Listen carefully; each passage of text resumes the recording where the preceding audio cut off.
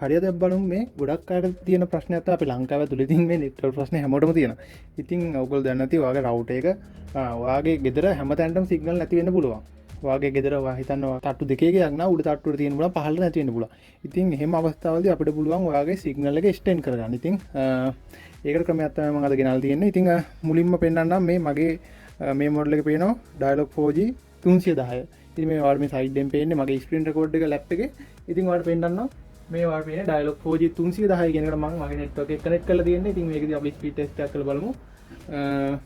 මොකද මං ඉන්න හරියටත් දැන් මේ පල්ලෙහාටත් ලොකුවට සිග්නල් එකක් නැහැ.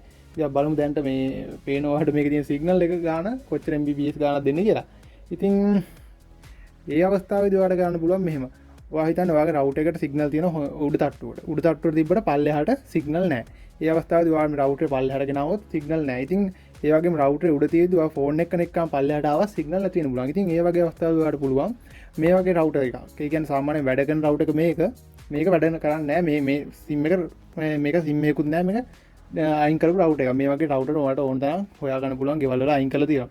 ඉතින් ඒන් රවුටර් එකක් ගන්න අරගෙන ඉතින් පොඩි දෙයක් ගන්න තියෙන මේ වගේ නෙට්වර්ක් කේබල් එකක් ගන්න පුළුවන්. සාමාන්‍යයෙන් මේක මම දැන් පොඩියක් ගන්නදී මේ වගේ කේබල් දිගේව තියෙනවා. සාමාන්‍යයෙන් මීටර් 10 12 වට අවශ්‍ය කරන ප්‍රමාණයට ගන්න පුළුවන්. ලොකු මිලක් වෙන්නේ නැහැ මේ කේබල් එක.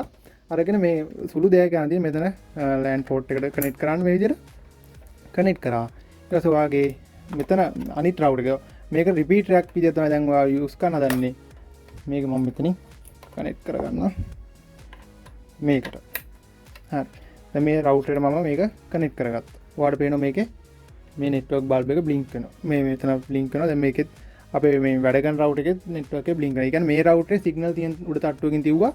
මේක ගෙනාව පල්ලෙහාට වයර් එකක් දාලා. ඉතින් අපි බලමු දැන් මේකට කනෙක්ට් කරාම ඔයාලට පේනවා මේකේ මම නමත් පෙන්නන්න දැන් මේකේ තියෙන Dialog 4G 956. අපි බලමු දැන් අපි ස්ක්‍රීන් රෙකෝඩ් එකේ 956.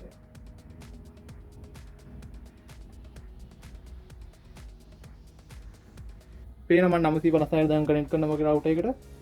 හරි ඒකට කනෙක්ට් වුණා. අපි සායි ස්පීඩ් ටෙස්ට් එකක් කරලා බලමු කොහොමද මේකේ ස්පීඩ් එක කියලා.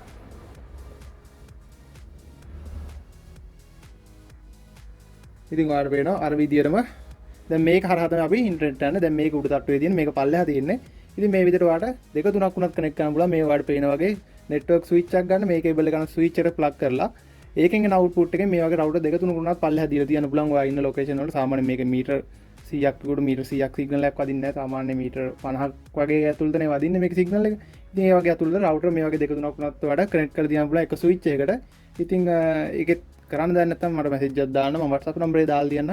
මට මැසේජ් එකක් දාන්න. මම කොහොමද ඒකත් කරන විදිය කියලා දෙනවා. එතකොට මේ කුඩ තට්ටුවේ පල්ලෙහා ස්විච් එකෙන් අපිට මේ වගේ රවුටර් දෙක තුනකට උනත් ඔයාගේ ඒරියා එකට කනෙක්ට් කරන්න පුළුවන්. එතකොට මේකෙන් තමයි ඉන්ටර්නෙට් එක එන්නේ. මේකෙන් තමයි ඔයාගේ සිග්නල් එක එක්ස්ටෙන්ඩ් කරන්නේ. ඉතින් ඔයාලට පේනවා මේ විදිහටම රවුටර් දෙකම වැඩ. ඉතින් මේ වගේ යූස් කරන්න ඇති. ඉතින් ඔයාගේ අදහස පල්ලෙන් කමෙන්ට් කරන්න. ඉතින් අද ඔයා දෙයක් ඉගෙන ගත්තා නම් ඉතින් ඔයාගේ අදහස ඒ වගේම පල්ලෙන් කමෙන්ට් කරන්න. ඉතින් අපි තවත් මේ වගේ වීඩියෝස් අපේ channel එකේ ගොඩක් කරලා තියෙනවා. ඒවත් බලන්න අපේ channel එකට යන්න. ඉතින් අපේ channel එක තාම subscribe කරලා නැත්නම් අපේ channel එක subscribe කරන්න. මේ වගේ වීඩියෝස් තවත් ඉදිරියට යන්න. ඉතින් අදත් අපිත් එක්ක එකතු වුණාට සුබ දවසක්. අපිට යන්න+SL